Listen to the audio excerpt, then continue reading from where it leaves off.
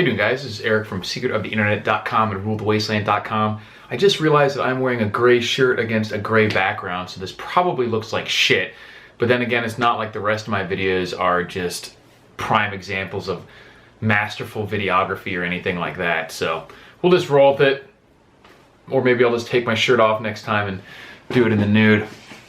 But anyways, this video is about what has become one of my favorite shows, and it's a lot of people's favorite show, especially amongst preparedness and survival and doomsday prepper type people, and that is The Walking Dead. And what's really interesting is that I hadn't seen The Walking Dead for years.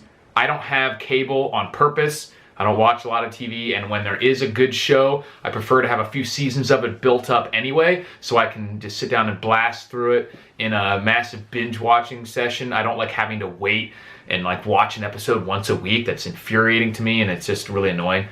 And it's totally unnecessary with today's technology. So I just wait, and if it comes up on Netflix, or I acquire it via other online means if necessary, but I never really watch anything as it comes on TV. Walking Dead was one of those shows, and somehow after I missed the first couple seasons, I just didn't really think about it. And before I knew it, there had been 6 seasons, I think 5 seasons before I started watching it. So I got to blast through all of them at once in a period of probably less than 2 months, certainly. I watched all the seasons, which was crazy, and I really like it. Then I watched the 6th season right after it happened, and I haven't watched the newest season. I'm about to start watching that soon once we have at least a half a season or so saved up, so I can watch at least a few episodes at a time, things like that. Don't worry, I know all the spoilers already, so if you're going to post them in the comments, doesn't matter. It's already been ruined for me by everyone else on Facebook. But that's not what this video is about.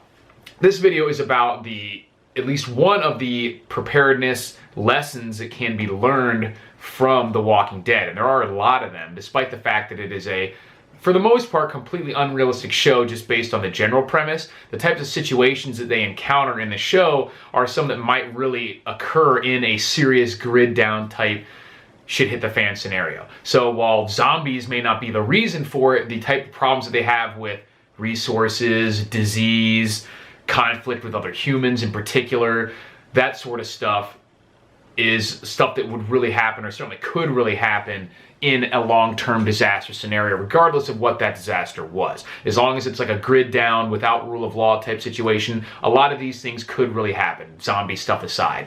And that's mostly what's interesting about this show, is the non-zombie stuff. Because the zombie stuff, you know, zombies. There's been a lot of zombie movies out there. A lot of that stuff is just, by its nature, fairly unrealistic. And I swear, if I see one more person get bit on the arm or the neck, I'm just going to lose my shit, because it's supposed to be how many years? 2-3 years after zombie apocalypse, and people go into a situation where they know they're going to be fighting zombies, and they're not even wearing like anything on their neck or their hands or their arms. It's ridiculous. Wouldn't make any sense. But this video is about specifically the situation that always arises in this show, other than the neck bite or the arm bite. And that is where they're like driving down a road and they come upon some sort of roadblock and a standoff. And not always on the road. One time it was at the prison in like season 4 or something like that. This will probably have spoilers if you, for some reason, haven't seen this show yet, if you're even way more behind than I was. But first of all, for those of you who don't know, I was a military officer in a logistics branch, actually a transportation company. So my unit was responsible for doing convoys and things like that, which is actually not what I did when I was deployed to Kuwait. I was in charge of a dining facility. But most of my training, or a lot of my training in the process leading up to getting my unit and everything, was done for transportation in mind. That is my branch. That was my MOS, was a transportation officer. And obviously the people in the show don't have that background, so it's realistic that they wouldn't be doing the right things when it comes to convoy security and stuff like that, but it still is maddening to see them do things that even a normal person you think would figure out after a few times of this stuff happening. So one of the things is they're always driving along in usually just one vehicle. They don't have a backup or anything like that. And if they do, their spacing is garbage. They're like right on each other's ass, so you'd only need one sort of ambush weapon to take out both vehicles, which is something you want to do when you're on foot too, is, you know, be spaced out enough. They always fuck that up too. And again, I'm not some sort of like infantry badass. I was a transportation. It was a unit of truck drivers. I was National Guard. But this is just basic military stuff that you can read in the Convoy Security Manual or the FM 7-8 or anything like that, and it will help you survive the zombie apocalypse. So make sure your distances are spread out, and specifically my plan, this isn't necessarily a military thing, but this is having to do with the standoff, which hopefully you wouldn't get in this situation, because if you're using basic convoy security, because they always come up to a roadblock with a bunch of people standing there with guns, they pull right up to it, they stop, they all pile out, and then they all just stand around facing the enemy. They don't even get in like a position of, 360 security or get behind cover or anything like that, which first of all, I would never get in that position. I would try to identify something in the road as far down the road as possible. If I didn't see it, I wouldn't pull up to it. If I was going to pull up to it, I sure shit wouldn't stop. I'd blast right through it if at all possible. And if for some reason I couldn't blast my way through it with the car or shoot my way through it, if I did have to get out, I wouldn't just pile out and stand there. But assuming all those things somehow happen, or you get to a situation like happened in the prison episode where they're at their basically their base of operations, and the bad guys come up there and say, hey, we're basically, you got to get out or we're taking over. My plan would be, this is usually if I was dealing with a larger force, not someone that I had dominated. Obviously, if you have them dominated with firepower and just logistics, you could take them out. You don't have to worry about it. But if I was going down the road and I had a couple guys with me and we came across a larger group that was threatening to do whatever, my tactic for standoff would be is I would train my guys ahead of time to focus on one particular person. Say, I'll point them out. I'll try to find out who the leader is. We'll identify them by, I'll just say like, hey, red shirt or this guy or whatever, before if they start talking to you, because in the show they're always talking to you, so that's assuming that this situation is happening.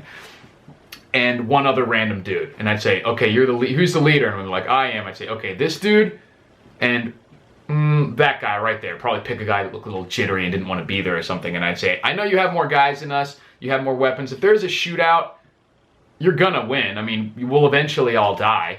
We'll get a couple of your guys, maybe that's how it would go, and you would eventually win, and the leader would still be in charge, and they'd take all our stuff. But that's not how we're gonna do things. The way I would do things is I'd say, we've picked the leader, you, and one other person. And if any firing starts, every single one of my guys is trained to shoot only at you until you're basically Swiss cheese, and then move on to that one other random guy that we've picked out. So if you want to attack us, your team will win, but you are done. You are leaving this mortal plane no matter what if the shooting starts.